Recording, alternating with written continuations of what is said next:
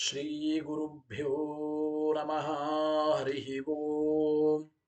शुद्धानन्दोरुसंविद्वितिबलबहुलौदार्यवीर्यादिदेहं चिन्तासन्तापलेपोद्भवमृतिमुखराशेषदोषातिदूरम् सद्भिर्वैराग्यभक्तिश्रुतिमतिनियतध्यानजज्ञानयोगात् गम्यं वन्दे मुकुन्दाभिदममलमलं ब्रह्मवेदान्तवेद्यम् याञ्चामन्दरलोलिताद्यतबोधैर्द्विद्येन्द्रिरा निर्जरैः जातो भारतपारिजातसुतरुः सद्ब्रह्मसूत्रामृतम् आसीत् तन्त्रपुराणसन्मणिगणो जातः शुकेन्दुः सदा सोऽयं व्याससुधानिधिर्भवतु मे भूत्यैः सतां भूतिदः स्वान्तध्वान्तनिकृन्तने जितमहावैकर्तनांशोरजम् निर्दोषं जितचन्द्रचन्द्रिकमलं तापत्रयोन्मूलने गाम्भीर्ये जितसिन्धुराजममितं भाष्यं यदास्याम्बुजात् आविर्भूतममन्दबोध भगवत्पादान् प्रपद्ये तथा श्रीमद्वसंसेवनलब्धशुद्धविद्यासुधाम्बोनिधयो मलाये कृपालवः पङ्कजनाभतीर्थाः कृपालवस्यां मयि नित्यमेषाम् श्रीमद्रमारमण सद्गिरिपाद संगि व्याख्यानिनादलिताखिल दुष्टदर्पम् दुर्वादिवारण विदारण दक्ष दीक्षम् अक्षोभ्य तीर्थ मृगराजमहं नमामि। अथ तत्कृपया ब्रह्मसूत्रभाष्यं यथामति व्याकुर्वे श्रीमदानन्दतीर्थार्यमुखनिःसृतम् गंगा संगेन नैर्मल्यं रत्याद्भिर्लभ्यते यथा वाचो विशुद्धिसिद्ध्यर्थं संगम्यन्ते गुरोर्गिरः अथ अविद्यापटलपिहितनयनैः अन्यैः अन्यथा व्याख्यातानि ब्रह्मसूत्राणि यथावद्व्याचिख्यासु भगवानाचार्यवर्यः पारीप्सितभाष्यस्य कैवल्याद्यखिलफलसाधनतादिसिद्ध्यर्थं निरन्तराय परिसमाप्त्याद्यर्थं च नारायणनमस्कारं ग्रथयते ग्रन्थारम्भं च प्रतिजानीते नारायणमिति नारायणं गुणैः सर्वैः उदीर्णं दोषवर्जितं निजं गम्यं गुणोश्चापि नत्वा सूत्रार्थ उच्यते। ओमो मथातो ब्रह्म जिज्ञासा ओम श्रुति क्षीराब्धिमामथ्य धीमं धरमहीभृता प्राप्ता न्यायसुधा येन तं जयीन्द्रमहं भजे बुधैरपि सुदुर्बोधे ग्रन्थे जन्मम साहसं तत्पारयन्तु निपुणाः गुरुपादरजक्कणाः लौकिकफलं लक्षणामृतदोहिनी गुरुवनुग्रहरूपां तां कामधेनुमुपास्महे मद्वोक्तिर्द्विनदी जयार्यशुभवाक् सूर्यात्मजा सङ्गमे व्याख्यास्नानमहो विधाय नृहरे प्राप्य प्रसादं परं प्रापुरोजे कृतकृत्यतां गतमजा विद्यादिराजादयो योगीशा कृपयन्तु ते जयमुनेर्भावस्य बोधाय मे सुखेन शान्त्यादिषु वाङ्मयेषु व्यासेन धैर्यं बुधिनोपमेयम् मनोजजित्य मनसां निपत्य रघुत्तमाख्यं स्वगुरुं नमामि न दग्धं यस्य कौपीनम् अग्नौ दत्तमपि स्फुटम् वेदौ व्यासगुरुं नौमि श्रीवेदेश नमस्कृतम् सत्यनाथ गुरु पातु योधीरो नवचन्द्रिका नवामृत गदा तीर्थ ताण्डवानि व्यचीकृपत आरूढः सहसा यतीन्द्रपदवीं गत्वा च वाराणसीं तत्रत्यान् कुमतप्रचारनिरतान् अद्वैतदिग्धन्तिनः प्रौढार्थे वचने सुयुक्तिखचितैः सम्भीषयन्मोदयन् ಸತ್ಯಧ್ಯಾನ ಸುಖೇಸರಿ ವಿಜಯತೆ ಪಾದಾಸಿತ ಶ್ರೀಪತೆ ಪ್ರಾವೋಚ ದ್ಯೋತಿಕಂ ನ್ಯಾಯ ಸುಧಾ ವಾಕ್ಯಾರ್ಥ ಚಂದ್ರಿಕಾ ಸತ್ಯ ಪ್ರಜ್ಞೆ ಗುರುರ್ದದ್ಯಾತ್ ಪ್ರಜ್ಞಾಂ ವೈರಾಂತಿಕೀಂ ಸದಾ ಬಂಧುಸ್ತ್ವಂ ಗುರುರಿಷ್ಟದೈವತಮಿತಿ ತ್ವತ್ಪಾದಪಂಕೇರೋ ಪ್ರಾಪ್ತಂ ಮಾಂ ಪರಿಪಾಲಯೇತಿ ಸತತಂ ಯಾಚೆ ನಿಬದ್ಧಾಂಜಲಿ ಚಿತ್ತಂ ಮದ್ಗುಣದೋಷ ಚಿಂತನ ವಿದೋ ನೂನಂ ಮನಃ ಮಾಕೃತಾಃ ಸತ್ಯಾಭಿಜ್ಞ ಗುರೋಸ್ತ್ವದಂಗ್ರಿಯುಗಲಂ ಹಿತ್ವಾ ನಮೇ ಸದ್ಗತಿ ಸತ್ಯಾಭಿಜ್ಞ ಕರಾಬ್ಜೋತ್ಥಾನ್ ಪಂಚಾಶದ್ವರ್ಷ ಪೂಜಕಾನ್ ಸತ್ಯ ಪ್ರಮೋದ ತೀರ್ಥಾರ್ಯಾನ್ ನೌಮಿನ್ಯಾಯ ಸುಧಾರತಾನ್ ವೇದೇಶ ಮುನಿ ಸತ್ಪಾದ ಸೇವಾ ಸಂಪ್ರಾಪ್ತ ವೈಭವಾನ್ ಯಾದವಾರ್ಯಾನ್ ವರಸುಧಾಟಿಕಾಕಾರಾನ್ ವಯಂ ನುಮಃ ಪೃಥ್ವೀ ಮಂಡಲ ಮಧ್ಯಸ್ಥಾಃ ಪೂರ್ಣಬೋಧ ಮತಾನುಗಾ ವೈಷ್ಣವಾ ವಿಷ್ಣುರುದಯಾಃ ತಾನ್ನಮಸ್ಸೆ ಗುರುನ್ ಮಮ ಆಪಾದಮೌಲಿ ಪರ್ಯಂತಂ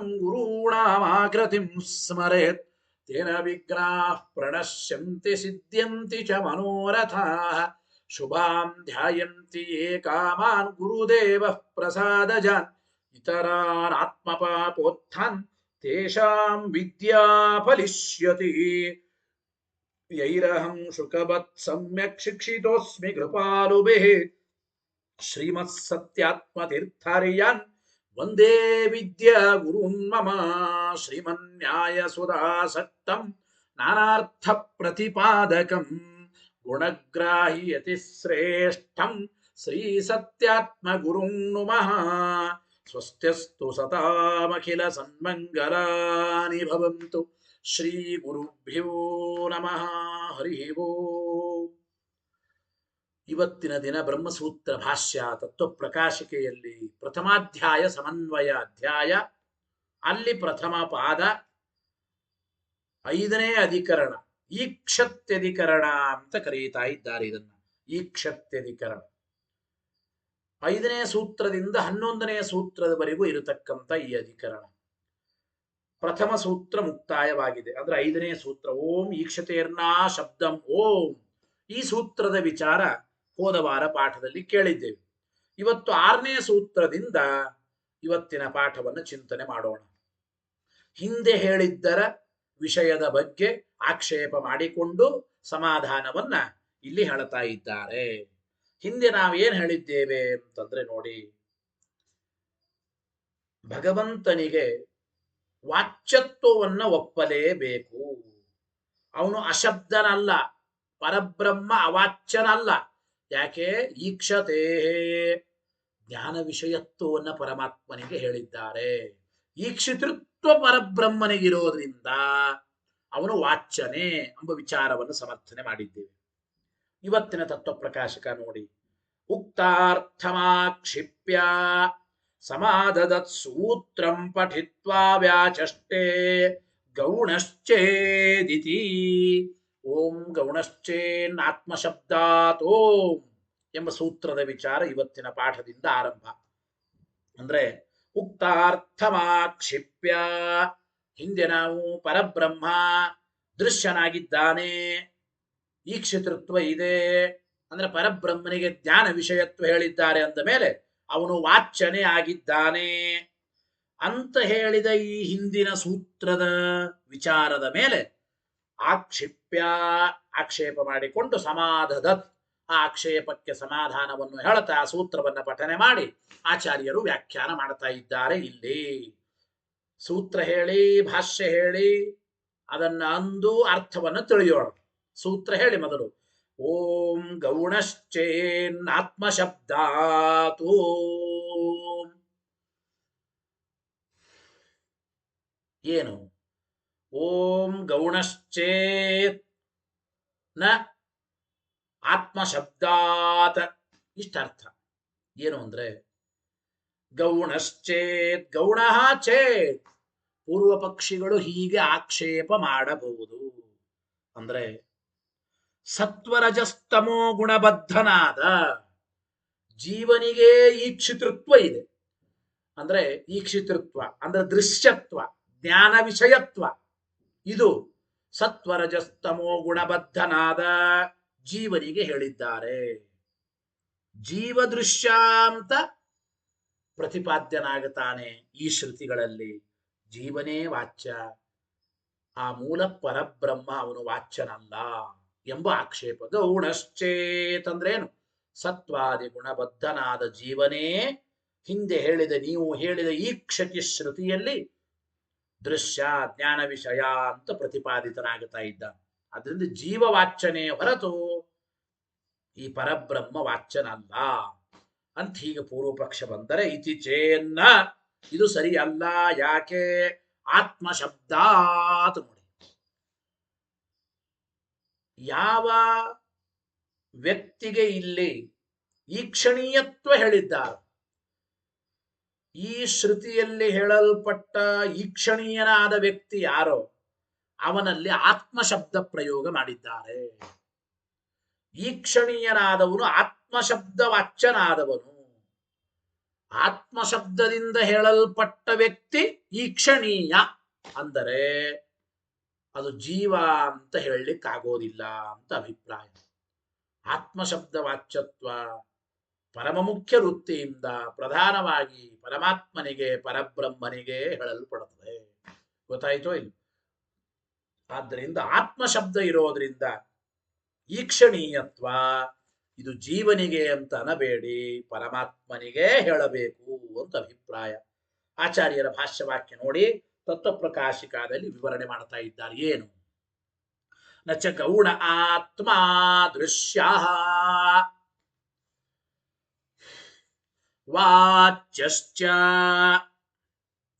ನ ನಿರ್ಗುಣ ಇತಿ ಯುಕ್ತಂ. ಯಾಕೆ? ಆತ್ಮಶಬ್ದಾತ್ ಗೌಣನಾದ ಆತ್ಮನೇ ದೃಶ್ಯ. ಗೌಣನಾದ ಆತ್ಮ ಅಂದ್ರೆ ಈ ಜೀವ.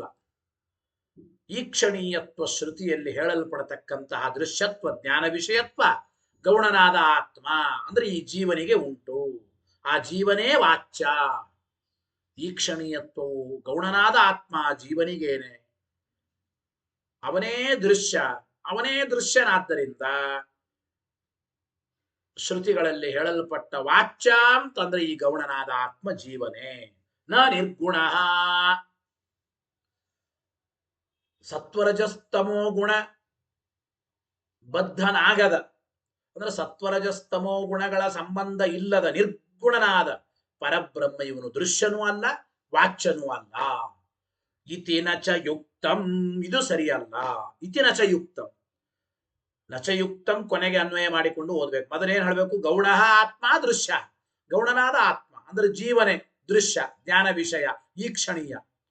ಅವನೇ ವಾಚ್ಯಶ್ಚ, ವಾಚ್ಯನು ಅವನೇ ಆಗಿದ್ದಾನೆ. ನ ನಿರ್ಗುಣ ಸತ್ವರಜಸ್ತಮೋ ಗುಣ ಬಂಧಿತನಾಗದ ನಿರ್ಗುಣ ಬ್ರಹ್ಮ ಅವನು ದೃಶ್ಯನೂ ಅಲ್ಲ, ವಾಚ್ಯನೂ ಅಲ್ಲ. ಹೀಗೆ ಪೂರ್ವ ಪಕ್ಷ ಬಂದ್ರೆ ಇತಿ ನಚ ಯುಕ್ತಂ ಇದು ಯುಕ್ತವಾದದ್ದಲ್ಲ. ಯಾಕೆ? ಆತ್ಮಶಬ್ದಾತ್ ಅಂತ ಅಭಿಪ್ರಾಯ.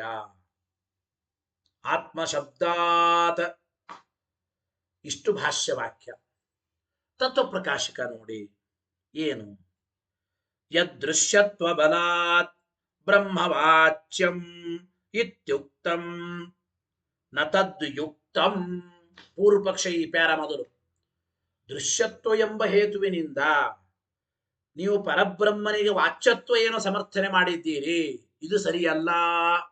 ಯಾಕೆ? ಹಿಂದೆ ನಾವು ಹೇಳಿದ್ದೇವೆ ಈ ಪರಬ್ರಹ್ಮನನ್ನ ವಾಚ್ಯ ಅಂತ ಹೇಳಲೇಬೇಕು. ಯಾಕೆಂದ್ರೆ ಈಕ್ಷತಿ ಶ್ರುತಿಗಳಲ್ಲಿ, ಅನೇಕ ಶ್ರುತಿ ಸ್ಮೃತಿಗಳಲ್ಲಿ ಈಕ್ಷಣೀಯತ್ವ ಹೇಳಿದ್ದಾರೆ, ಅಂದ್ರೆ ದೃಶ್ಯತ್ವ ಹೇಳಿದ್ದಾರೆ. ಜ್ಞಾನ ವಿಷಯತ್ವ ಸಮರ್ಥನೆ ಮಾಡಿದ್ದಾರೆ ಬ್ರಹ್ಮನಿಗೆ. ಅಂದ್ರೆ ಬ್ರಹ್ಮ ಜ್ಞಾನ ವಿಷಯನಾಗಬೇಕಾದ್ರೆ ಅವನು ವಾಚ್ಯರಾಗಿರ್ಲೇಬೇಕು ಅಂತ ನಾವು ಹೇಳಿದ್ದೇವೆ. ಇದು ನತದ್ದು ಯುಕ್ತಂ ಅಂದ್ರು ಪೂರ್ವ ಪಕ್ಷಗಳು. ಇದು ಸರಿಯಲ್ಲ. ಅಂದ್ರೆ ದೃಶ್ಯತ್ವ ಬಲಾತ್ ಬ್ರಹ್ಮವಾಚ್ಯಂ ಇತಿ ಯತ್ತು ಇತ್ಯುಕ್ತಂ ಇದನ್ನೇನು ಹೇಳಿದ್ದೀರಿ ನತದ್ ಯುಕ್ತಂ ಅದು ಸರಿಯಲ್ಲ. ಯಾಕೆ? ಯತಃ ಈಕ್ಷತಿ ಶ್ರುತವು ಈ ದೃಶ್ಯತ್ವ ಹೇಳತಕ್ಕಂತಹ ಶ್ರುತಿಯಲ್ಲಿ ಜೀವಾಖ್ಯ ಗೌಣಾತ್ಮ ದೃಶ್ಯ. ಜೀವನೆಂಬ ಗೌಣನಾದ ಆತ್ಮನೇ ದೃಶ್ಯ, ಈಕ್ಷಣೀಯ. ಉಚ್ಯತೆ ಜೀವಾಖ್ಯ ಗೌಣಾತ್ಮ ದೃಶ್ಯ ಉಚ್ಯತೆ. ಗೊತ್ತಾಯಿತೋ ಇಲ್ಲೋ? ಜೀವನೆಂಬ ಗೌಣನಾದ ಆತ್ಮನೇ ಇಲ್ಲಿ ದೃಶ್ಯ ಅಂತ ಹೇಳಲ್ಪಡ್ತಾನೆ. ಆದ್ದರಿಂದ ತದನ್ಯಥಾ ಅನುಪಪತ್ಯಾಚ, ಗೌಣನಾದ ಆತ್ಮ ಜೀವನೇ ದೃಶ್ಯ ಅಂದ ಮೇಲೆ ಈ ದೃಶ್ಯತ್ವ ಅನ್ಯಥಾ ಅನುಪಪತ್ಯ ಸ ಏವ ವಾಚ್ಯ ಸ್ಯಾತ್. ಜೀವನೇ ಶಬ್ದವಾಚ್ಯ, ಪರಮಾತ್ಮನಲ್ಲ. ನ ಗುಣಾತೀತಂ ಬ್ರಹ್ಮ ಈಕ್ಷತಿ ಶ್ರುತ್ಯುಕ್ತಂ. ಸತ್ವರಜಸ್ತಮೋ ಗುಣಗಳಿಂದ ಅತೀತನಾದ, ಅಂದ್ರೆ ಸತ್ವರಜಸ್ತಮೋ ಗುಣಗಳ ಸಂಬಂಧ ಇಲ್ಲದ ಪರಬ್ರಹ್ಮ ಇವನು ಈಕ್ಷತಿ ಶ್ರುತಿಯಲ್ಲಿ ಹೇಳಲ್ಪಟ್ಟವನಲ್ಲ. ಈಕ್ಷತಿ ಶ್ರುತಿಯಲ್ಲಿ ಹೇಳಲ್ಪಟ್ಟವನು ಗೌಣನಾದ ಆತ್ಮ ಜೀವ, ಜೀವನೇ ಹೇಳಲ್ಪಟ್ಟಿದ್ದಾನೆ ಎಂಬ ಮಾತನ್ನು ಹೇಳ್ತಾ ಇದ್ದಾರೆ. ಗೊತ್ತಾಯಿತೋ ಇಲ್ಲ? ನ ಗುಣಾತೀತಂ ಬ್ರಹ್ಮ ಈಕ್ಷತಿ ಶ್ರುತ್ಯುಕ್ತಂ. ಈಕ್ಷಣೀಯತ್ವ ಹೇಳಿದ್ದಾರೆ, ಆದ್ದರಿಂದ ವಾಚ್ಯತ್ವ ಇದೆ ಅನ್ನಬೇಡಿ. ಈಕ್ಷಣೀಯತ್ವ ಬ್ರಹ್ಮನಿಗೆ ಹೇಳೇ ಇಲ್ಲ. ಅಂದ್ರೆ ಆ ಜ್ಞಾನ ವಿಷಯತ್ವ ದೃಶ್ಯತ್ವ ಯಾರಿಗೆ ಹೇಳಿದ್ದಾರೆ? ಜೀವನೆಂಬ ಗೌಣನಾದ ಆತ್ಮನಿಗೆ ಈಕ್ಷಣೀಯತ್ವ ಅಂದ್ರೆ ದೃಶ್ಯತ್ವ ಹೇಳಿದ್ದಾರೆ. ಆದ್ದರಿಂದ ಜೀವ ಎಂಬ ಗೌಣನಾದ ಆತ್ಮನೇ ಈಕ್ಷಣೀಯ, ಅವನೇ ಸಕಲ ಶಬ್ದ ವಾಚ್ಯ ಅಂತ ಅರ್ಥ ಮಾಡಿಕೊಳ್ಳಬಹುದು. ಅವನೇ ವಾಚ್ಯ, ವಾಚ್ಯತ್ವ ಅವನಿಗೆ ಇದೆ. ಜೊತೆಗೆ ಗೌಣಗ್ರಹಣೆ ಬಾಧಕಸ್ಯ ಅಭಾವಾತ್ ಒಂದು, ಇತರ ಜ್ಞಾಪಕಸ್ಯ ಚ ಅಭಾವಾತ್. ನೋಡಿ, ಗೌಣನಾದ ಆತ್ಮ ಜೀವನೇ ಈಕ್ಷಣೀಯ, ಜೀವನೇ ವಾಚ್ಯ ಅಂತ ಹೇಳಿದ್ರೆ ಯಾವ ಬಾಧಕನೂ ಇಲ್ಲ ಒಂದು. ಮತ್ತು ಇತರ ಜ್ಞಾಪಕಸ್ಯ ಚ ಅಭಾವ, ಜೀವನಿಂದ ಇತರನಾದ ಭಿನ್ನನಾದ ಬ್ರಹ್ಮನೇ ಈಕ್ಷಣೀಯ, ಬ್ರಹ್ಮನೇ ವಾಚ್ಯ ಎಂಬುದಕ್ಕೆ ಜ್ಞಾಪಕವಾದ ಲಿಂಗಗಳೂ ಇಲ್ಲ. ಅಂದ್ರೆ ಜೀವನೆಂಬ ಗೌಣನಾದ ಆತ್ಮನೇ ಈಕ್ಷಣೀಯ, ಅವನೇ ಶಬ್ದವಾಚ್ಯ ಅಂತ ಒಪ್ಪಿದ್ರೆ ಯಾವ ಪ್ರಾಬ್ಲಮ್ ಇಲ್ಲ, ಏನು ಬಾಧಕನೂ ಇಲ್ಲ. ಗೌಣಗ್ರಹಣೆ ಬಾಧಕಸ್ಯ ಅಭಾವಾತ್ ಒಂದು. ಎರಡನೇದು ಇತರ ಜ್ಞಾಪಕಸ್ಯ ಚ ಅಭಾವಾತ್. ಎರಡು ಕಡೆಗೆ ಅನ್ವಯ ಮಾಡ್ಕೊಂಡು ಓದ್ಬೇಕು ಅದನ್ನು. ಇತರ ಜ್ಞಾಪಕ ಅಂದ್ರೇನು? ಜೀವನಿಂದ ಇತರನಾದ ಪರಬ್ರಹ್ಮನೇ ವಾಚ್ಯ ಅಂತ ಹೇಳೋದಕ್ಕೆ ಜ್ಞಾಪಕವಾದದ್ದು ಯಾವುದೂ ಇಲ್ಲ. ಜೀವನನ್ನು ತೆಗೆದುಕೊಂಡ್ರೆ ಬಾಧಕನೂ ಯಾವುದೂ ಇಲ್ಲ, ಪರಬ್ರಹ್ಮನೇ ವಾಚ್ಯ ಅಂತ ಹೇಳೋದಕ್ಕೆ ಜ್ಞಾಪಕವಾದದ್ದು ಯಾವುದೂ ಇಲ್ಲ. ಆದ್ದರಿಂದ ಜೀವನೆಂಬ ಗೌಣನಾದ ಆತ್ಮನೇ ಈಕ್ಷಣೀಯ, ಅವನೇ ವಾಚ್ಯ ಎಂಬ ಮಾತನ್ನು ತಿಳಿಸಿಕೊಡ್ತಾ ಇದ್ದಾರೆ. ಅತಃ ನ ತದ್ವಾಚ್ಯಂ, ಆದ್ದರಿಂದ ಪರಬ್ರಹ್ಮ ಎಂಬೋನು ಸರ್ವಥಾ ವಾಚ್ಯನಲ್ಲ, ಅವನು ಸರ್ವಥಾ ವಾಚ್ಯ ಅಂತ ಕರೆಸಿಕೊಳ್ಳಲ್ಲ. ಇತಿ ಚೋದ್ಯಂ ನಯುಕ್ತಂ. ಇತಿ ಚೋದ್ಯಂ, ಚೋದ್ಯ ಅಂದ್ರೆ ಈ ರೀತಿಯಾದ ಪ್ರಶ್ನೆ, ಈ ರೀತಿಯಾದ ಆಕ್ಷೇಪ, ಈ ರೀತಿ ಪೂರ್ವ ಪಕ್ಷಿಗಳು ಚೋದ್ಯ ಕುಚೋದ್ಯ ಮಾಡಿದ್ರೆ ಇದು ನಯುಕ್ತಂ, ಇದು ಯುಕ್ತವಲ್ಲ ಅಂತ ನಾವು ಹೇಳ್ತಾ ಇದ್ದೀವಿ ಸಿದ್ಧಾಂತ ಮುಂದೆ. ಅತಃ ನತದ್ವಾಚ್ಯಂ ಇತಿ ಚೋದ್ಯಂ ನಯುಕ್ತಂ. ಈ ರೀತಿ ನೀವು ಮಾಡುವ ಆಕ್ಷೇಪ, ಚೋದ್ಯ ಕುಚೋದ್ಯ ಇದು ಯುಕ್ತವಾದದ್ದಲ್ಲ. ಯಾಕೆ? ಆತ್ಮಶಬ್ದಾತ್ ಅಂದ್ರು ಸೂತ್ರದಲ್ಲಿ ವೇದವ್ಯಾಸದೇವರು. ಏನರ್ಥ ಅದಕ್ಕೆ ನೋಡಿ. ಈಕ್ಷಣೀಯೇ, ಈಕ್ಷಣೀಯನಾದ ವ್ಯಕ್ತಿ ಯಾರೋ ಏನ್ ಹೇಳಿದ್ದಾರೆ ಅವನನ್ನ?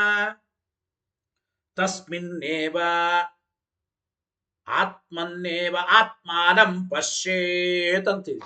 ಆತ್ಮನ್ನೇವ ಆತ್ಮಾನಂ ಪಶ್ಯೇತ್, ತನ್ನಲ್ಲಿ ಆತ್ಮನನ್ನ ನೋಡಬೇಕು, ತಿಳಿಯಬೇಕು.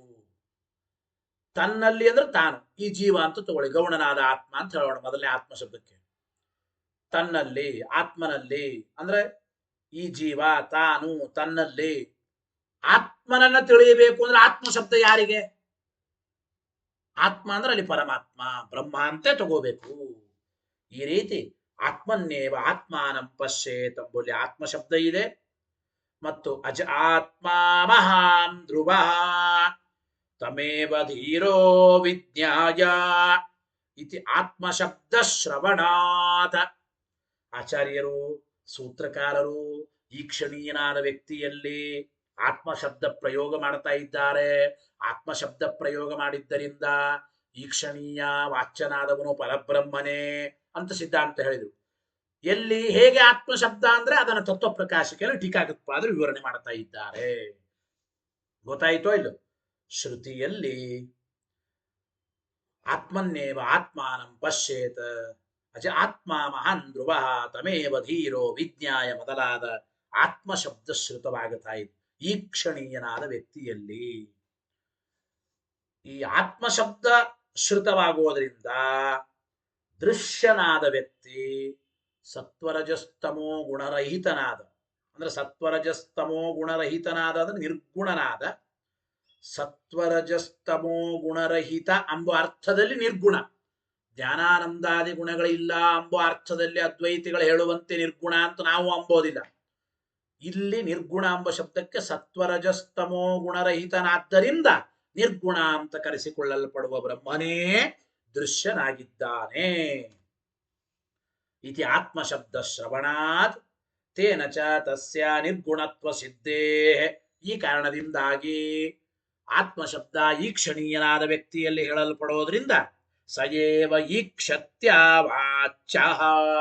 ಆದ್ದರಿಂದ ಆ ಈಕ್ಷತಿ ಶ್ರುತಿಯಲ್ಲಿ ಜ್ಞಾನ ವಿಷಯನಾಗಿದ್ದಾನೆ, ದೃಶ್ಯತ್ವ ಇದೆ ಅಂತ ಹೇಳೋ ಶ್ರುತಿಯಲ್ಲಿ ವಾಚ್ಯನಾದವನು ಆ ಪರಮಾತ್ಮನೇ. ಈಕ್ಷಣೀಯತ್ವ ವಾಚ್ಯತ್ವ ಪರಬ್ರಹ್ಮನಿಗೆ ಹೇಳ್ತಾ ಇದ್ದಾರೆ. ಯಾಕೆ? ಆತ್ಮಶಬ್ದ ಇರೋದ್ರಿಂದ ಎಂಬ ಮಾತನ್ನು ನಾವು ತಿಳಿಯಬೇಕು. ಇತ್ಯರ್ಥ. ಇದು ಸಿದ್ಧಾಂತ. ಇದಾದ ಮೇಲೆ ಮತ್ತೆ ಪ್ರಶ್ನೋತ್ತರಗಳು ಮುಂದುವರಿಯುತ್ತವೆ. ಏನು ನೋಡಿ, ನಾನು ಆತ್ಮಶಬ್ದ ಸದ್ಭಾವೇಪಿ ಕುತಃ ಅಯಂ ನಿರ್ಗುಣ ನ ಗೌಣ ಇತ್ಯತಃ ಆಹ ಯ ಇತಿ. ಇದರ ಮೇಲೆ ಮತ್ತೆ ಪ್ರಶ್ನೆ ನೋಡಿ. ಆತ್ಮಶಬ್ದ ಇದ್ದರೂ ಕೂಡ ಆತ್ಮಶಬ್ದ ಶ್ರುತವಾಗಲ್ರಿ, ತೊಂದರೆ ಇಲ್ಲ. ಆತ್ಮಶಬ್ದ ಇದ್ದರೂ ಕೂಡ ಸತ್ವರಜಸ್ತಮೋ ಗುಣರಹಿತನಾದ ಬ್ರಹ್ಮನನ್ನೇ ಈಕ್ಷಣೀಯ ವಾಚ್ಯ ಅಂತ ಯಾತಕ್ಕೆ ಹೇಳಬೇಕು? ಜೀವ ಎಂಬ ಗೌಣನಾದ ಆತ್ಮನೇ ಈಕ್ಷಣೀಯ, ಬ್ರಹ್ಮ ಅಂದ್ರೆ ಈಕ್ಷಣೀಯ, ಅವನೇ ವಾಚ್ಯ. ಆತ್ಮ ಶಬ್ದ ಈ ಗೌಣನಾದ ಆತ್ಮ ಜೀವನಲ್ಲಿ ಅಂತೆ ಯಾಕೆ ಹೇಳಬಾರದು? ನ ಗೌಣ ಇತ್ಯತಃ ಯ ಇತಿ ಎಂಬ ಮಾತನ್ನು ಹೇಳ್ತಾ ಇದ್ದಾರೆ. ನೋಡಿ, ಆತ್ಮಶಬ್ದ ಇದ್ದರೂ ಕೂಡ ಪರಬ್ರಹ್ಮನನ್ನೇ ಯಾಕೆ ತಗೋಬೇಕು? ಸತ್ವರಜಸ್ತಮೋ ಗುಣರಹಿತನಾದ ಪರಬ್ರಹ್ಮನನ್ನೇ ಯಾಕೆ ತಗೋಬೇಕು? ಆತ್ಮಶಬ್ದ ಇದ್ರೆ ಇರ್ಲಿ, ಆತ್ಮಶಬ್ದವು ಜೀವನನ್ನೇ ಹೇಳಿಕೊಡ್ತದೆ. ಈಕ್ಷಣೀಯ ವಾಚ್ಯ ಅಂದ್ರೆ ಸತ್ವರಜಸ್ತಮೋ ಗುಣಗಳಿಂದ ಬಂಧಿತನಾದ ಆತ್ಮ ಅಂತ ಇವನನ್ನೇ ಸ್ವೀಕಾರ ಮಾಡಬಹುದಲ್ಲ. ಇತ್ಯತಃ ಆಹ ಯ ಇತಿ. ವಾಮನ ಪುರಾಣದ ಮಾತನ್ನ ಆಚಾರ್ಯರು ಬ್ರಹ್ಮಸೂತ್ರ ಭಾಷ್ಯದಲ್ಲಿ ಕೊಟ್ಟು ಸಮರ್ಥನೆ ಮಾಡ್ತಾ ಇದ್ದಾರೆ. ಆತ್ಮ ಅಂದ್ರೆ ಯಾರಿಗೆ ಕರೆಯಬೇಕು? ಜೀವಾತ್ಮನಿಗೂ ಆತ್ಮ ಅಂತ ಕರೆಯಬಹುದು, ಆದರೆ ಅಮುಖ್ಯ ವೃತ್ತಿಯಿಂದ ಮಾತ್ರ. ವಸ್ತುತಃ ಪ್ರಧಾನವಾಗಿ ಮುಖ್ಯವಾಗಿ ಆತ್ಮಶಬ್ದ ವಾಚ್ಯನಾದವನು ಯಾರಪ್ಪ? ಈಕ್ಷಣೀಯನಾದ ಸತ್ವರಜಸ್ತಮೋ ಗುಣರಹಿತನಾದ ಪರಬ್ರಹ್ಮನೇ ಆತ್ಮಶಬ್ದ ವಾಚ್ಯನಾದವನು ಅಂತ ನಾವು ತಿಳಿಯಬೇಕು. ಅದನ್ನು ನೋಡಿ. ಏನು? ಯೋ ಗುಣೈ ಸರ್ವತೋ ಹೀನಃ. ಹೇಳಿ ಶ್ಲೋಕ. ಯೋ ಗುಣೈ ಸರ್ವತೋ ಹೀನಃ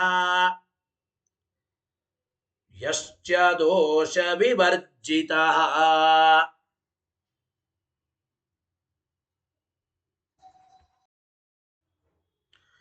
ಹೇಯೋಪಾದೇಯರಹಿತಃ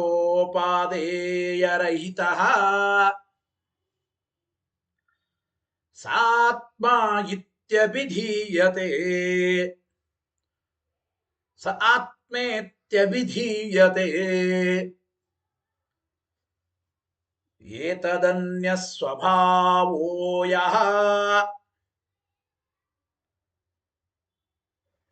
ಸೋನಾತ್ಮೇತಿ ಸತಾಂ ಮತಂ. ಅನಾತ್ಮನ್ಯಾತ್ಮಶಬ್ದಸ್ತು ಸೋಪಚಾರಃ ಪ್ರಯುಜ್ಯತೆ. ಇತಿ ವಾಮನೇ ದ್ವೇ ವಾವ ಬ್ರಹ್ಮಣೋ ರೂಪೇ ಆತ್ಮಾ ಚೈವ ಅನಾತ್ಮಾ ಚ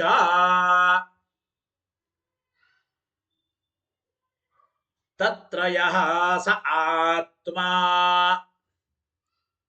ಸ ನಿತ್ಯಃ ಶುದ್ಧಃ ಕೇವಲೋ ನಿರ್ಗುಣಶ್ಚ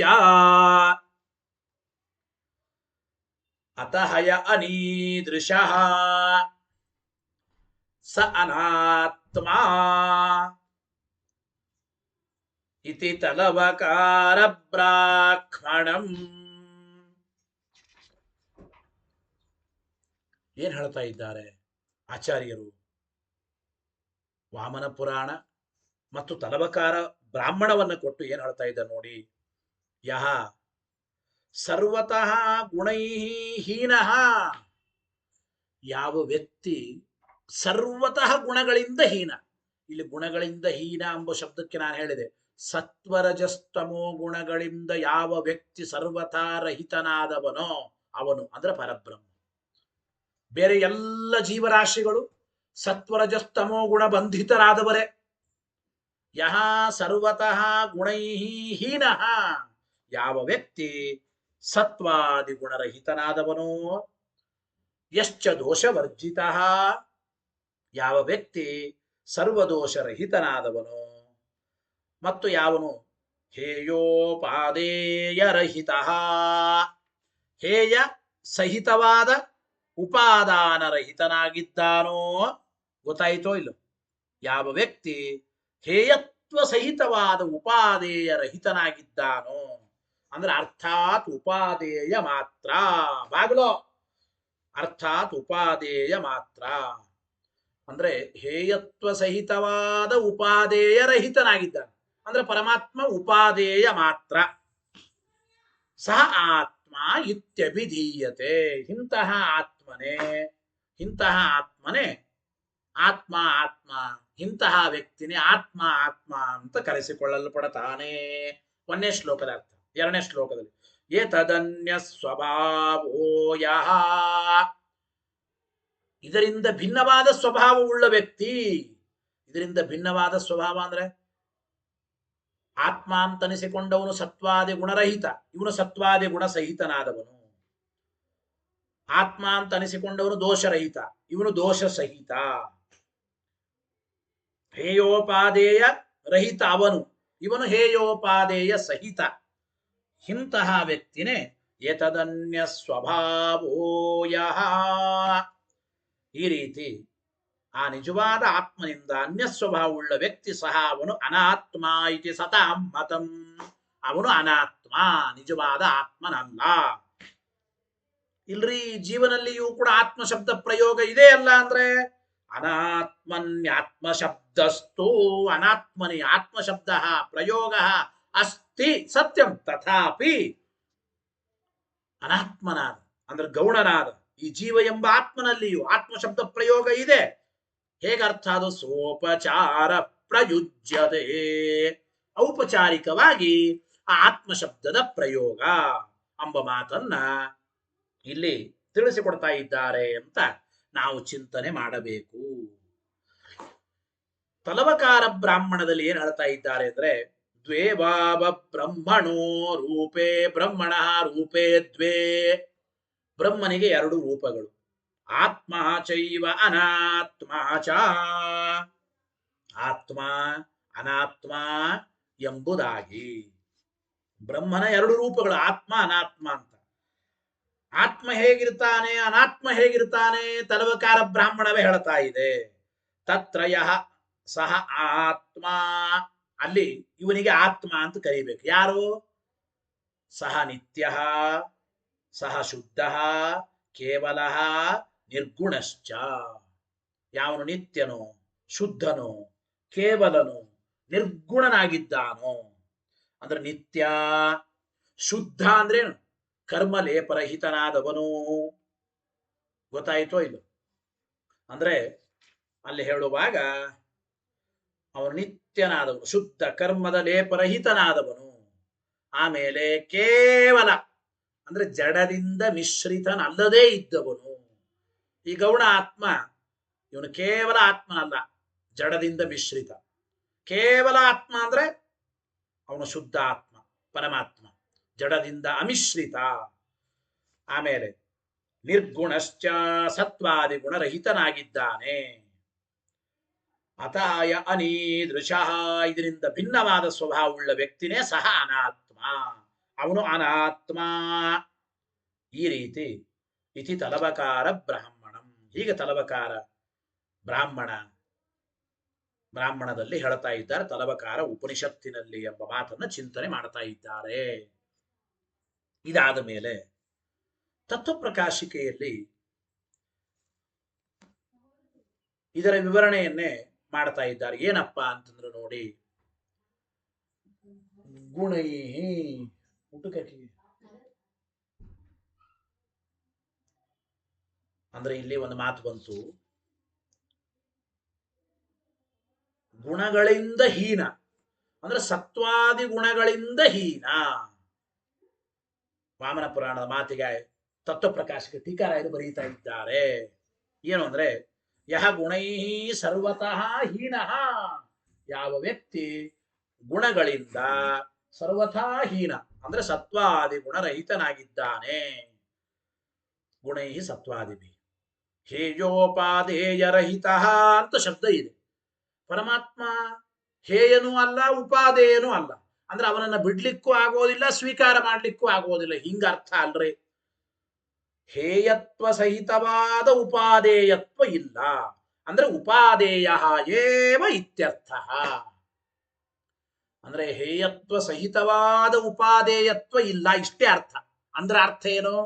ಪರಮಾತ್ಮ ಕೇವಲ ಉಪಾದೇಯನಾಗಿದ್ದಾನೆ ಹೊರತು ಅವನು ಹೇಯನಲ್ಲ.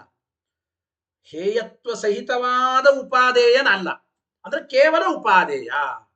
ಆ ಭಗವಂತನೇ ನಿಜವಾಗಲು ನಮ್ಮಿಂದ ಸ್ವೀಕಾರ್ಯನಾದವನು ಅಂತ ನಾವು ಅರ್ಥವನ್ನು ಮಾಡಿಕೊಳ್ಳಬೇಕು. ಆಮೇಲೆ ಹೃದಿಖೇಶ ಆತ್ಮ ಇತಿ ಏತದನ್ಯ ಸ್ವಭಾವೇಪಿ ಆತ್ಮಶಬ್ದ ಪ್ರಯೋಗಾತ. ಇಲ್ಲಿ ನೋಡಿ, ಜೀವನಲ್ಲಿಯೂ ಕೂಡ ಹೃದಿಖೇಶ ಆತ್ಮ ಅಂತ ಹೇಳಿ ಆ ಮುಖ್ಯ ಆತ್ಮನಿಂದ ಭಿನ್ನನಾದ ಈ ಜೀವನಲ್ಲಿಯೂ ಕೂಡ ಆತ್ಮ ಶಬ್ದ ಪ್ರಯೋಗ ಇದೆ. ಅಂದಮೇಲೆ ಕಥಂ ಸಹ ಅನಾತ್ಮ, ಜೀವನಲ್ಲಿಯೂ ಆತ್ಮ ಶಬ್ದ ಪ್ರಯೋಗ ಇರೋದ್ರಿಂದ ಈ ಜೀವನನ್ನ ಆತ್ಮ ಅಲ್ಲ, ಅನಾತ್ಮ ಅಂತ ಹೇಗಂತೀರಿ? ಇತ್ಯತಃ ಆಹ, ಹೀಗಂದ್ರೆ ಯದ್ಯಪಿ ಅನಾತ್ಮನಿ ಆತ್ಮಶಬ್ದ ಪ್ರಯೋಗ ಸೋಪಚಾರ ಪ್ರಯುಜ್ಯತೆ ಅಂತ ಉತ್ತರ ಕೊಟ್ಟರು ವಾಮನ ಪುರಾಣದಲ್ಲಿ. ಅನಾತ್ಮನಿ ಇತಿ ಗೊತ್ತಾಯಿತೋ ಇಲ್ಲೋ? ಅಂದ್ರೆ ಅನಾತ್ಮನಾದ ಈ ಜೀವನೆಂಬ ಗೌಣ ಆತ್ಮನಲ್ಲಿ ಆತ್ಮಶಬ್ದದ ಪ್ರಯೋಗ ಇದ್ದರೂ ಅದು ಔಪಚಾರಿಕವಾದ ಆತ್ಮಶಬ್ದ ಪ್ರಯೋಗ. ಮುಖ್ಯವಾಗಿ ಆತ್ಮಶಬ್ದ ಪ್ರಯೋಗ ಅದು ಪರಬ್ರಹ್ಮನಲ್ಲೇ. ಅವನೇ ಈಕ್ಷಣೀಯ, ಅವನೇ ನಿಜವಾಗಲೂ ವಾಚ್ಯ ಎಂಬುದನ್ನು ಅರ್ಥ ಮಾಡಿಕೊಳ್ಳಬೇಕು. ಇನ್ನು ಬ್ರಹ್ಮನಿಗೆ ಎರಡು ರೂಪಗಳು ಅಂದ್ರು, ಆತ್ಮ ಅನಾತ್ಮ ಎಂಬ ರೂಪಗಳು. ರೂಪ ಶಬ್ದಕ್ಕೆ ಏನ್ ಅರ್ಥಪ್ಪ ಇಲ್ಲಿ? ರೂಪ ಶಬ್ದ ಸ್ವರೂಪ ಪ್ರತಿಮಾ ರೂಪಾಭಿಪ್ರಾಯ ಎಂಬ ಮಾತನ್ನು ಹೇಳ್ತಾ ಇದ್ದಾನೆ. ರೂಪ ಶಬ್ದಕ್ಕೆ ಪರಮಾತ್ಮನ ಎರಡು ರೂಪಗಳು ಅಂದ್ರೆ ಪರಮಾತ್ಮನ ಎರಡು ಸ್ವರೂಪ, ಅಂದ್ರೆ ಪರಮಾತ್ಮನ ಎರಡು ಪ್ರತಿಮೆಗಳು, ಪ್ರತಿಮಾ ರೂಪ, ಸ್ವರೂಪ ಮತ್ತು ಪ್ರತಿಮಾ ರೂಪ. ಬ್ರಹ್ಮನ ಎರಡು ರೂಪಗಳು ಅಂದ್ರೆ ಬ್ರಹ್ಮನ ಎರಡು ರೀತಿಯ ಸ್ವರೂಪ, ಬ್ರಹ್ಮನ ಪ್ರತಿಮಾ ರೂಪವಾದದ್ದು ಎರಡುಗಳು ಅಂತ ನಾವು ಅರ್ಥ ಮಾಡಿಕೊಳ್ಳಬೇಕು. ತತ್ರ ಆತ್ಮಾನಾತ್ಮನೋ ಯಹ ಆತ್ಮ ಸ ನಿತ್ಯ. ಆತ್ಮ ಅನಾತ್ಮನ ಮಧ್ಯದಲ್ಲಿ ಆತ್ಮ ಯಾರು ಅಂದ್ರೆ ಯಾವನು ನಿತ್ಯನೋ. ನಿತ್ಯ ಅಂದ್ರೆ ಏನು? ದೇಹ ಹಾನ್ಯಾದಿರಹಿತನಾದವನು. ದೇಹ ಹಾನಿ ಮೊದಲಾದವುಗಳು ಇಲ್ಲದ ಆತ್ಮ ಅಂದ್ರೆ ಅದು ಪರಬ್ರಹ್ಮನಂತ ಹೋಗಬೇಕು. ಈ ಜೀವ ದೇಹ ಹಾನಿ ಉಳ್ಳವನು, ಆದ್ದರಿಂದ ನಿತ್ಯನಾದ ಆತ್ಮ ಅಂದ್ರೆ ಇವನಾಗಲಾರ. ಗೊತ್ತಾಯ್ತು? ನಿತ್ಯನಾದ ಆತ್ಮ ಅಂದ್ರೆ ಇವನು ಸರ್ವಥಾ ಆಗಲಾರ. ಯಹ ಆತ್ಮ ಸ ನಿತ್ಯ. ನಿತ್ಯ ಅಂದ್ರೆ ದೇಹ ಹಾನ್ಯಾದಿ ರಹಿತ, ದೇಹ ನಾಶ ಇಲ್ಲದೆ ಇರತಕ್ಕಂಥ ಆತ್ಮ ಅಂದ್ರೆ ಅದು ಬ್ರಹ್ಮನೇ. ಶುದ್ಧ, ಶುದ್ಧ ಅಂದ್ರೆ ಏನ್ರಿ? ಕರ್ಮಲೇಪ ವಿದುರಹ, ಕರ್ಮದ ಲೇಪ ಇಲ್ಲದೆ ಇದ್ದವನು. ಗೊತ್ತಾಯ್ತೋ ಇಲ್ಲ, ಕರ್ಮದ ಲೇಪ ಇಲ್ಲದೆ ಇದ್ದವನು ಎಂಬ ಮಾತನ್ನ ತಿಳಿಸಿಕೊಡ್ತಾ ಇದ್ದ. ಕೇವಲೋ ನಿರ್ಗುಣಶ್ಚ ಅಂತ ಶಬ್ದ ಇದೆ. ಕೇವಲ ಎಂಬ ಶಬ್ದಕ್ಕೆ ಜಡ ಮಿಶ್ರ ಅಂತ ಬರೆದ್ರು ಟೀಕಾಕೃತ್ಪಾದರು. ಅಂದ್ರೆ ಜಡ ಮಿಶ್ರಿತವಲ್ಲದ ವ್ಯಕ್ತಿ ಈ ಆತ್ಮ, ಗೌಣನಾದ ಆತ್ಮ, ಜೀವನೆಂಬ ಆತ್ಮ ಜಡಮಿಶ್ರಿತನಾದ ಆತ್ಮ. ಜಡಮಿಶ್ರಿತನಲ್ಲದ ಆತ್ಮ ಅಂದ್ರೆ ಕೇವಲ ಆತ್ಮ ಅಂದ್ರೆ ಆ ಪರಬ್ರಹ್ಮನೇ. ನಿರ್ಗುಣ ಅಂದ್ರೆ ಸತ್ವಾದಿ ಗುಣರಹಿತನಾದವನು. ಹಿಂದೆ ಹೇಳಿದ್ದಾರೆ ಕೇವಲೋ ನಿರ್ಗುಣಶ್ಚ. ಇಷ್ಟೆಲ್ಲ ಆಯ್ತು. ವಾಮನ ಪುರಾಣ ತಲಬಕಾರ ಬ್ರಾಹ್ಮಣನಿಗೆ ಆ ವಾಕ್ಯಕ್ಕೆಲ್ಲ ಟೀಕಾಕೃತ್ಪಾದರ ಅರ್ಥ ಬರೆದರು. ಇದಾದ ಮೇಲೆ ಮುಂದೆ ಮತ್ತೆ ಒಂದು ಪ್ರಶ್ನೆ ಉತ್ತರ. ನಾನು ಉಪಚಾರೇಣಾಪಿ ಗೌಣೆ ಪ್ರಯೋಗ ಸದ್ಭಾವಾತ ಸಜೇವ ಶ್ರುತ್ಯುಕ್ತ ದೃಶ್ಯಾತ್ಮ ಕಿಂ ನ ಸ್ಯಾತ್. ಅಂತೂ ಈ ಜೀವನಿಗೆ ಔಪಚಾರಿಕವಾಗಿ ಆದರೂ ಆತ್ಮಶಬ್ದ ಪ್ರಯೋಗ ಅದನೋ ಇಲ್ಲೋ? ಔಪಚಾರಿಕವಾಗಿ ಆದರೂ ಆತ್ಮಶಬ್ದ ಪ್ರಯೋಗ ಜೀವನಲ್ಲಿ ಇರೋದ್ರಿಂದ ಈ ಜೀವನೇ ಈಕ್ಷಣೀಯ ಶ್ರುತಿಯಲ್ಲಿ ಹೇಳಲ್ಪಟ್ಟವನು. ಜೀವನಿಗೆ ಈಕ್ಷಣೀಯತ್ವ, ಜೀವನಿಗೆ ವಾಚ್ಯತ್ವ ಯಾಕಾಗಬಾರದು? ಇತ್ಯತಃ ಆಹ ನಚ ಇತಿ. ಅದಕ್ಕೆ ಆಚಾರ್ಯರ ಭಾಷ್ಯ ಉತ್ತರ ಕೊಟ್ಟರು. ಹೇಳಿ, ನಚ ಮುಖ್ಯೇ ಸತಿ ಅಮುಖ್ಯಂ ಯುಜ್ಯತೆ. ನೋಡಿ, ಮುಖ್ಯವಾದ ಅರ್ಥ ಹೇಳಲಿಕ್ಕೆ ಬರ್ತಾ ಇರುವಾಗ ಆತ್ಮಶಬ್ದಕ್ಕೆ ಅನುಪಪತ್ತಿ ಇಲ್ಲದೇನೆ, ಯಾವ ಕಾರಣ ಇಲ್ಲದೇನೆ ಸುಮ್ಸುಮ್ಮನೆ ಆತ್ಮಶಬ್ದದಿಂದ ಗೌಣನಾದ ಆತ್ಮ ಜೀವನನ ಸ್ವೀಕಾರ ಮಾಡೋದೆಂಬುದು ಯುಕ್ತವಾಗೋದಿಲ್ಲ. ಗಂಗಾಯಾಂ ಘೋಷ ಅಂಬೋಲ್ಲಿ ಗಂಗಾ ಪದದಿಂದ ಲಕ್ಷಣಯ ಅಮುಖ್ಯಾರ್ಥ ತೀರವನ್ನು ಸ್ವೀಕಾರ ಮಾಡ್ತೇವೆ. ಗಂಗಾಯಾಮ್ ಘೋಷ ಅಂದ್ರೆ ಗಂಗಾ ತೀರೇ ಘೋಷ. ಯಾತಕ್ಕೆ ತೀರ ಎಂಬ ಲಾಕ್ಷಣಿಕವಾದ ಅರ್ಥವನ್ನು ಅಲ್ಲಿ ಸ್ವೀಕಾರ ಮಾಡಿದ್ದೇವೆ? ಗಂಗಾ ಪದದ ಮುಖ್ಯಾರ್ಥ ಪ್ರವಾಹ. ಪ್ರವಾಹದಲ್ಲಿ ಮನೆ ಹಳ್ಳಿ ಇರ್ಲಿಕ್ಕೆ ಸಾಧ್ಯ ಇಲ್ಲ, ಅನುಪಪತ್ತಿ ಬರುತ್ತದೆ. ಗಂಗಾ ಶಬ್ದಕ್ಕೆ ಮುಖ್ಯಾರ್ಥವನ್ನು ಸ್ವೀಕಾರ ಮಾಡಿದರೆ ಅನುಪಪತ್ತಿ ಬಂದಾಗ ಗಂಗಾ ಶಬ್ದಕ್ಕೆ ಅಲ್ಲಿ ಅಮುಖ್ಯಾರ್ಥ ಸ್ವೀಕಾರ ಮಾಡಿ ತೀರ ಅಂತ ಅರ್ಥ ಹೇಳಿದ್ದೇವೆ. ಹಾಗೆ ಇಲ್ಲಿ ಆತ್ಮಶಬ್ದದ ಮುಖ್ಯಾರ್ಥ ಬ್ರಹ್ಮ ಅಂತ ತಗೊಳ್ಳಿಕ್ಕೆ ಯಾವ ಅನುಪಪತ್ತಿನೂ ಇಲ್ಲ. ಮುಖ್ಯಾರ್ಥವೇ ಸ್ವೀಕಾರ ಮಾಡ್ಲಿಕ್ಕೆ ಬರ್ತಾ ಇರುವಾಗ ಕಾರಣ ಇಲ್ಲದೆ, ಅನುಪಪತ್ತಿ ಇಲ್ಲದೆ, ಯಾವ ಬಾಧಕಗಳು ಇಲ್ಲದೇನೆ ಸುಮ್ಮನೆ ಅಮುಖ್ಯನಾದ ಆತ್ಮನನ್ನು ಸ್ವೀಕಾರ ಮಾಡತಕ್ಕಂಥದ್ದು ಸರ್ವಥಾ ಯುಕ್ತವಾದದ್ದಲ್ಲ. ಅಮುಖ್ಯಂ ನಚ ಯುಜ್ಯತೆ ಎಂಬ ಮಾತನ್ನು ತಿಳಿಸಿಕೊಡ್ತಾ ಇದ್ದಾರೆ. ಇದು ಆಚಾರ್ಯರ ನಿರ್ಣಯ. ಟೀಕಾಕೃತ್ಪಾದರು ವಿವರಣೆ ಬರೀತಾರೆ. ಏನು? ಆತ್ಮಪದ ಮುಖ್ಯಾರ್ಥೇ ನಿರ್ಗುಣೇ. ಆತ್ಮಪದದ ಮುಖ್ಯಾರ್ಥನಾದ ನಿರ್ಗುಣನಾದ ಅಂದ್ರೆ ಸತ್ವಾದಿ ಗುಣ ರಹಿತನಾದ ಪರಬ್ರಹ್ಮ ದೃಶ್ಯತೆಯ ಪ್ರತಿಪಾದ್ಯ ಅಂತ ಸಂಭವಿಸ್ತಿರುವಾಗ, ಅಂದ್ರೆ ದೃಶ್ಯತೆಯ ಪ್ರತಿಪಾದ್ಯನಾದವನು ಅದು ಆತ್ಮಪದದ ಮುಖ್ಯಾರ್ಥನಾದ ಬ್ರಹ್ಮನೇ ಅಂತ ಹೇಳಿಕ್ ಬರ್ತಾ ಇರುವಾಗ ಅಮುಖ್ಯಾರ್ಥ ಗೌಣಗ್ರಹಣಂ ನ ಯುಜ್ಯತೆ. ಅಮುಖ್ಯವಾದ ಅರ್ಥ ಈ ಜೀವನೆಂಬ ಗೌಣನಾದ ಆತ್ಮ ಅವರನ್ನು ಸ್ವೀಕಾರ ಮಾಡೋದು ಸರ್ವಥಾ ಯುಕ್ತವಾದದ್ದಲ್ಲ. ಮುಖ್ಯ ಅಸಂಭವೇ ಏವ ಗೌಣಾಶ್ರಯಣ ಇತಿ ಭಾವ. ಮುಖ್ಯಾರ್ಥ ಕೂಡದೇ ಇದ್ದಾಗ ಅಮುಖ್ಯಾರ್ಥವನ್ನು ಸ್ವೀಕಾರ ಮಾಡಬೇಕೇ ಹೊರತು ಯಾವ ಕಾರಣ ಇಲ್ಲದೇನೆ ಸುಮ್ಮನೆ ಅಮುಖ್ಯವಾದ ಆತ್ಮನನ್ನು ಸ್ವೀಕಾರ ಮಾಡೋಣ ಅಂತ ಹೇಳಿಕ್ ಬರೋದಿಲ್ಲ ಅಂತ ಅಭಿಪ್ರಾಯ. ಇಷ್ಟು ಹೇಳಿದ್ರು. ಇದಾದ ಮೇಲೆ ನಾನು ಆತ್ಮಶಬ್ದ ಮುಖ್ಯತಃ ಏವ ಗೌಣಪರಃ ಇತಿ ಕಿಂ ನ ಸ್ಯಾತ್. ಇಲ್ಲಿ ಪ್ರಶ್ನೆ ನೋಡ್ರಿ. ಆತ್ಮಶಬ್ದ ಈಗ ಮುಖ್ಯವಾಗೇನೆ ಗೌಣನಾದ ಆತ್ಮನನ್ನೇ ಹೇಳಿಕೊಡುತ್ತದೆ ಜೀವನನ್ನ ಅಂತ ಯಾತಕ್ಕೆ ಹೇಳಬಾರದು? ಅಂದ್ರೆ ಸತ್ವರಜಸ್ತಮೋ ಗುಣಗಳ ಸಂಬಂಧ ಇರತಕ್ಕಂತಹ ಗೌಣನಾದ ಆತ್ಮ ಜೀವನನ್ನೇ ಆತ್ಮಶಬ್ದದಿಂದ ಮುಖ್ಯಾರ್ಥತೆಯ ಪ್ರತಿಪಾದ್ಯ ಅಂತ ಯಾತಕ್ಕೆ ಹೇಳಬಾರದು? ಗೌಣಪರಃ ಮುಖ್ಯತಃ ಏವ ಆತ್ಮಶಬ್ದ ಇತಿ ಕಿಂ ನ ಸ್ಯಾತ್. ಗೌಣನಾದ ಆತ್ಮನೇ ಆತ್ಮಶಬ್ದದ ಮುಖ್ಯಾರ್ಥ ಅಂತ ಯಾತಕ್ಕೆ ಹೇಳಬಾರದ್ರಿ? ಕಿಂ ನ ಸ್ಯಾತ್. ಅದಕ್ಕೆ ನಾವಂದಿವಿ ನಚ ಉಕ್ತ ಶ್ರುತಿ ಸ್ಮೃತಿ ವಿರೋಧ. ಇಲ್ಲಪ್ಪ, ವಾಮನ ಪುರಾಣ ತಲವಕಾರ ಬ್ರಾಹ್ಮಣ ಮುಖ್ಯನಾದ ಆತ್ಮ ಅಂತಂದ್ರೆ ಅವನು ಬ್ರಹ್ಮನೇ ಅಂತ ಹೇಳಿದ್ದಾರೆ. ಆ ಶ್ರುತಿ ಸ್ಮೃತಿಗಳ ವಿರೋಧ ಬರ್ತದಲ್ಲ ಅಂದ್ರೆ ಶ್ರುತಿ ಸ್ಮೃತಿಗಳ ವಿರೋಧ ಬರಲ್ಲ ಅಂದ್ರು. ಯಾಕೆ? ತತ್ರ ಆತ್ಮಶಬ್ದ ವಿಷ್ಣು ಮುಖ್ಯ ಜೀವೇಶು ಅಮುಖ್ಯ ಅಂತ ಅಭಿಪ್ರಾಯ. ನೋಡ್ರಿ, ಆ ಶ್ರುತಿ ಸ್ಮೃತಿಗಳಲ್ಲಿ ವಾಮನ ಪುರಾಣ, ತಲವಕಾರ ಬ್ರಾಹ್ಮಣ, ಇಲ್ಲಿ ಆತ್ಮ ಶಬ್ದದಿಂದ ಏನು ಹೇಳಲ್ಪಟ್ಟಿದ್ದಾರೆ, ಅಲ್ಲಿ ಆತ್ಮ ಶಬ್ದ ವಿಷ್ಣುವಿನಲ್ಲಿ ಮುಖ್ಯ, ಜೀವನಲ್ಲಿ ಅಮುಖ್ಯ ಅಂತ ಏನ್ ಹೇಳಿಲ್ಲ. ವಾಮನ ಪುರಾಣ ಮತ್ತು ತಲವಕಾರ ಬ್ರಾಹ್ಮಣದಲ್ಲಿ ಆತ್ಮ ಶಬ್ದದ ಮುಖ್ಯಾರ್ಥ ವಿಷ್ಣು, ಈ ಆತ್ಮ ಶಬ್ದ ಜೀವನಲ್ಲಿ ಅಮುಖ್ಯಾರ್ಥ ಉಳ್ಳದ್ದು ಅಂತ ಏನಾದ್ರೂ ಹೇಳಿದ್ದಾರಾ? ಆತ್ಮ ಶಬ್ದ ವಿಷ್ಣು ಮುಖ್ಯ ಜೀವೇಶ ಅಮುಖ್ಯ ಇತಿ ಅನುಕ್ತೆ, ಹಿಂಗೇನು ಹೇಳಿಲ್ಲ. ಹಾಗಾದ್ರೆ ಏನಾಯ್ತು? ಚೇತನ ಚೇತನ ವಿಷಯತ್ವ ಸಂಭವಾತ್. ವಾಮನ ಪುರಾಣ, ತಲವಕಾರ ಬ್ರಾಹ್ಮಣ, ಆತ್ಮ ಅಂದ್ರೆ ಚೇತನ, ಅನಾತ್ಮ ಅಂದ್ರೆ ಅಚೇತನ, ಈ ರೀತಿ ಅರ್ಥ ಹೇಳ್ಬೋದು. ಆತ್ಮ ಅಂದ್ರೆ ವಿಷ್ಣು, ಅನಾತ್ಮ ಅಂದ್ರೆ ಅಮುಖ್ಯನಾದ ಜೀವ ಅಂತ ಹಿಂಗ್ಯಾಕೆ ಅರ್ಥ ಮಾಡ್ಬೇಕು? ಆತ್ಮ ಅಂದ್ರೆ ಚೇತನ ಪುರುಷ, ಚೇತನ ವ್ಯಕ್ತಿ, ಅನಾತ್ಮ ಅಂದ್ರೆ ಜಡವಾದ ಪದಾರ್ಥ, ಹೀಗೂ ಅರ್ಥ ಮಾಡಬಹುದಲ್ಲಿ. ವಿಷ್ಣು ಜೀವ ಅಂತ ಯಾತಕ್ ತಗೋಬೇಕು? ಚೇತನಾಚೇತನ ವಿಷಯತ್ವ ಸಂಭವಾತ ತಥಾಚ ಶ್ರುತೇ ಆರ್ಜವ ಸಂಭವಾತ. ಈ ರೀತಿ ಹೇಳಿದ್ರೆ ಶ್ರುತಿಗೂ ಕೂಡ ಸುಲಭವಾಗಿ ರುಜುವಾದ ರೀತಿಯಲ್ಲಿ ಅರ್ಥ ಮಾಡಿದಂತೆ ಆಗುತ್ತದೆ. ನೇರವಾಗಿ ಶ್ರುತಿಗೆ ಸರಳವಾದ ಅರ್ಥವನ್ನ ಹೇಳಿದಂತಾಗುತ್ತದೆ. ಆತ್ಮ ಅಂದ್ರೆ ಚೇತನ, ಅನಾತ್ಮ ಅಂದ್ರೆ ಜಡವಾದ ಪದಾರ್ಥ, ಮುಗಿದೋಯ್ತು.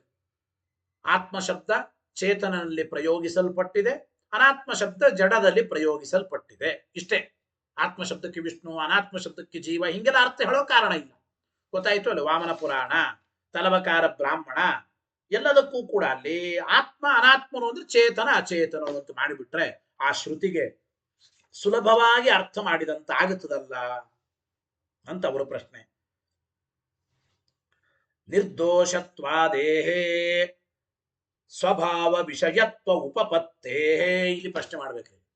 ಇಲ್ರಿ, ಆತ್ಮ ಶಬ್ದದಿಂದ ಹೇಳಲ್ಪಟ್ಟ ವ್ಯಕ್ತಿ ಅವನು ನಿರ್ದುಷ್ಟ ಅಂತ ಹೇಳಿದ್ದಾರಲ್ಲ, ಯಶ್ಚ ದೋಷ ವಿವರ್ಜಿತ ಅಂತ ಹೇಳಿದ್ದಾರೆ, ಸತ್ವಾದಿ ಗುಣ ರಹಿತ ಅಂತ ಹೇಳಿದ್ದಾರಲ್ಲ ಅಂತಂದ್ರೆ ಆ ನಿರ್ದೋಷತ್ವಾದಿಗಳು ಏನೇನು ಹೇಳಿದ್ದಾರೆ ಆ ಧರ್ಮಗಳು, ಅದು ಆ ಜೀವನ ಮೂಲ ಸ್ವಭಾವ ಅಂತ ನಾವು ಅರ್ಥ ಮಾಡಿಕೊಳ್ಳಬೇಕು ಅಂತ ಇದ್ದಾರೆ. ಅಂದ್ರೆ ಶ್ರುತಿಯಲ್ಲಿ ಆತ್ಮನಿಗೆ ಹೇಳಲ್ಪಟ್ಟ ನಿರ್ದೋಷತ್ವಾದಿಗಳು ಅವೆಲ್ಲ ಜೀವನಲ್ಲಿ ಸ್ವಾಭಾವಿಕವಾಗಿ ಉಂಟು. ಔಪಾಧಿಕವಾಗಿ ದೋಷಗಳಿದ್ದರೂ ಕೂಡ ಸ್ವಾಭಾವಿಕವಾಗಿ ನಿರ್ದೋಷತ್ವಾದಿಗಳು ಉಂಟು ಅಂತ ಈ ರೀತಿ ನಾವು ಆ ಶ್ರುತಿಗೆ ಅರ್ಥ ಮಾಡಿ ಕೂಡಿಸಬಹುದು. ಜೀವನಿಗೆ ನಿರ್ದೋಷತ್ವ ಹೇಗೆ ಅಂದ್ರೆ ಜೀವನವು ಕೂಡ ಸ್ವಾಭಾವಿಕವಾಗಿ ಪರಬ್ರಹ್ಮನೇ, ಸ್ವಾಭಾವಿಕವಾಗಿ ಜೀವನಿಗೆ ನಿಜವಾಗಲೂ ನಿರ್ದೋಷತ್ವಾದಿಗಳೇ ಉಂಟು ಅಂತ ಹೇಳಬಹುದು. ನಿರ್ದೋಷತ್ವಾದೇಹ ಸ್ವಭಾವ ವಿಷಯತ್ವ ಉಪಪತ್ತೇ, ನಿರ್ದೋಷತ್ವಾದಿಗಳು ಅವು ಸ್ವಾಭಾವಿಕ ಎಂಬ ಮಾತನ್ನ ನಾವು ಕೂಡಿಸಬಹುದು, ಹೇಳಬಹುದು. ಇತ್ಯಾಶಂಕಾಂ ಪರಿಹರ್ತುಂ, ಈ ಶಂಕೆಯನ್ನ ಪರಿಹಾರ ಮಾಡೋದಕ್ಕಾಗಿ ಆಚಾರ್ಯರು ಮುಂದಿನ ಸೂತ್ರವನ್ನು ಹೇಳ್ತಾ ಇದ್ದಾರೆ. ಗೊತ್ತಾಯಿತೋ ಇಲ್ಲೋ? 7ನೇ ಸೂತ್ರವನ್ನು ಇಲ್ಲಿ ಹೇಳ್ತಾ ಇದ್ದಾರೆ.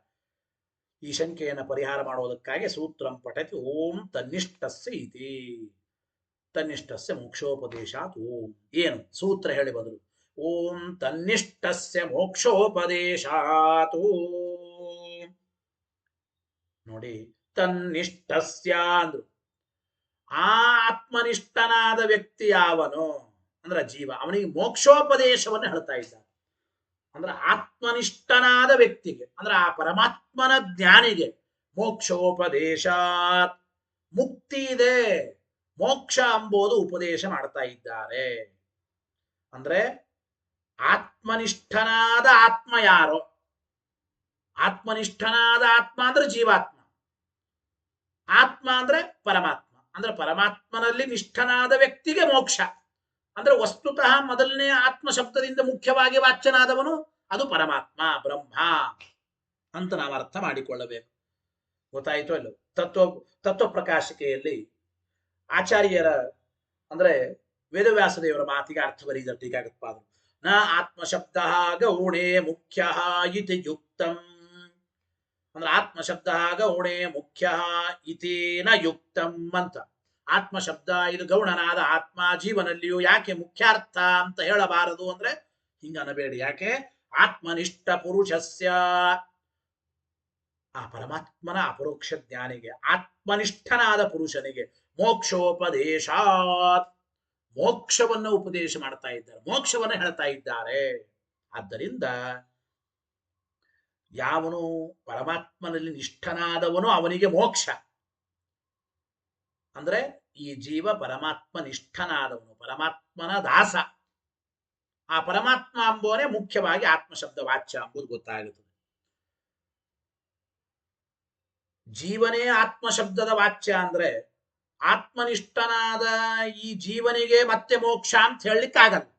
ಜೀವನೇ ಆತ್ಮನಾಗಿದ್ರೆ ಅವನಿಗೆ ಮೋಕ್ಷ ಹೆಂಗೆ ಅಂದ್ರೆ ಪರಮಾತ್ಮ ಪ್ರಾಪ್ತಿನೇ ಮೋಕ್ಷ ತಾನೆ. ಆತ್ಮನಿಷ್ಠನಾದವನಿಗೆ ಮೋಕ್ಷ ತಾನೆ. ಅವನೇ ಆತ್ಮ ಅಂದ್ರೆ ಆತ್ಮನಿಷ್ಠನಾದ ಜೀವನಿಗೆ ಮೋಕ್ಷ ಅಂತ ಹೇಳಿದ್ದು ಯುಕ್ತವಾಗಲ್ಲ. ಆದ್ರಿಂದ ಆತ್ಮಶಬ್ದದ ಮುಖ್ಯ ಅರ್ಥ ಪರಮಾತ್ಮ ಬರೀತಾರೆ. ಇದರ ಮೇಲೆ ಮತ್ತೆ ಪ್ರಶ್ನೋತ್ತರ. ತನ್ನಿಷ್ಠಸ್ಯ ಮೋಕ್ಷೋಪದೇಶೇಪಿ ಕುತಃ ಅಸೌ ನ ಗೌಡ. ಇಲ್ರೇ, ಆತ್ಮನಿಷ್ಠನಾದವನಿಗೆ ಮೋಕ್ಷ ಹೇಳಿದ್ದಾರೆ ಅಂತ ಹೇಳ್ರಿ, ಆದರೂ ಕೂಡ ಆತ್ಮಶಬ್ದದಿಂದ ಗೌಣನಾದ ಜೀವನನ್ನೇ ಯಾಕೆ ಸ್ವೀಕಾರ ಮಾಡಬಾರದು? ಇತ್ಯತಃ ಆಹ ನಹಿ ಇತಿ ಹೇಳಿ ಉತ್ತರ. ಆಚಾರ್ಯರ ಭಾಷ್ಯ ನೋಡಿ. ನಹಿ ಗೌಣಾತ್ಮನಿಷ್ಠಸ್ಯ ಮೋಕ್ಷ. ಆಚಾರ್ಯರ ಉತ್ತರ ಏನ್ ಹೇಳಿದ್ದಾರೆ? ಓಂ ತನ್ನಿಷ್ಠಸ್ಯ ಮೋಕ್ಷೋಪದೇಶಾತ್. ಓಂ ಆತ್ಮನಿಷ್ಠನಾದ ವ್ಯಕ್ತಿಗೆ ಮೋಕ್ಷ ಅಂತ ಹೇಳಿದ್ದಾರೆ. ಮುಂದೆ ವಾಕ್ಯ ಬರೀತಾರೆ. ಆತ್ಮನಿಷ್ಠನಾದ ವ್ಯಕ್ತಿಗೆ ಮೋಕ್ಷ ಎಲ್ಲಿ ಹೇಳಿದ್ದಾರೆ? ಬೃಹದಾರಣ್ಯಕ ಉಪನಿಷತ್ತಿನಲ್ಲಿ ಬರುತ್ತದೆ. ಯಸ್ಯಾನು ವಿತ್ತ ಪ್ರತಿಬುದ್ಧ ಆತ್ಮ ಅಸ್ಮಿನ್ ಸಂದೋಹೇ ಗಹನೆ ಪ್ರವಿಷ್ಟಃ ಸ ವಿಶ್ವಕೃತ್ ಸಹಿ ಸರ್ವಸ್ಯ ಕರ್ತ ತಸ್ಯ ಲೋಕಃ ಸೌಲೋಕ ಏವ ಇತ್ಯಾತ್ಮನಿಷ್ಠಸ್ಯ ಮೋಕ್ಷ ಉಪದಿಶ್ಯತೆ ಅಂತ ಬರೀತಾರೆ. ಭಾಷ್ಯದಲ್ಲಿ ಆಚಾರ್ಯರು ಬೃಹದಾರಣ್ಯಕದ ಮಾತನ್ನ ಕೊಟ್ಟು ಹೇಳಿದ್ದಾರೆ.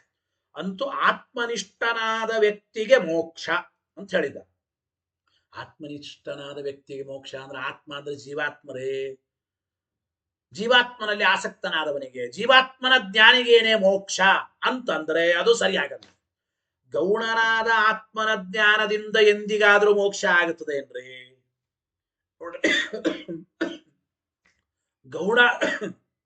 ಗೌಣಾತ್ಮನಿಷ್ಠಸ್ಯ, ಗೌಣನಾದ ಆತ್ಮನಿಷ್ಠನಾದ ವ್ಯಕ್ತಿಗೆ ನಹಿ ಮೋಕ್ಷ, ಅವನಿಗೆ ಸರ್ವಥಾ ಎಂದಿಗೂ ಮೋಕ್ಷ ಆಗೋದಿಲ್ಲ. ಗೌಣನಾದ ಆತ್ಮನಿಷ್ಠನಾದ ವ್ಯಕ್ತಿ ಯಾರೋ ನಹಿ ಮೋಕ್ಷ ಭವತಿ, ಅವನಿಗೆ ಸರ್ವಥಾ ಮೋಕ್ಷ ಆಗೋದಿಲ್ಲ. ಅದನ್ನೇ ಬರೀತಾರೆ. ಗೌಣನಾದ ಆತ್ಮ ಅಂದ್ರೆ ಏನು? ತತ್ವಪ್ರಕಾಶಕ. ಗುಣಬದ್ಧ ಆತ್ಮವಿಜ್ಞಾನಾತ್, ಸತ್ವರಜಸ್ತಮೋ ಗುಣಗಳಿಂದ ಬಂಧಿತನಾದ ಆತ್ಮನ ಜ್ಞಾನದಿಂದ ಗುಣ ನಿವೃತ್ತಿ ರೂಪವಾದ ಮೋಕ್ಷ. ಮೋಕ್ಷ ಅಂದ್ರೇನು? ಸತ್ವರಜಸ್ತಮೋ ಗುಣಗಳಿಂದ ನಿವೃತ್ತಿ ಹೊಂದಿದ ಸ್ಥಳ, ಅದು ಮೋಕ್ಷ ಅಂತ ಆಗಬೇಕ್ರಿ. ಗುಣ ನಿವೃತ್ತಿ ರೂಪವಾದದ್ದೇ ಮೋಕ್ಷ. ಗುಣ ನಿವೃತ್ತಿ ರೂಪವಾದ ಮೋಕ್ಷ ಸತ್ವಾದಿ ಗುಣಗಳಿಂದ ಕೂಡಿಕೊಂಡ ಆತ್ಮನ ಜ್ಞಾನದಿಂದ ಆಗುತ್ತದ? ಸರ್ವಥಾ ಇಲ್ಲ.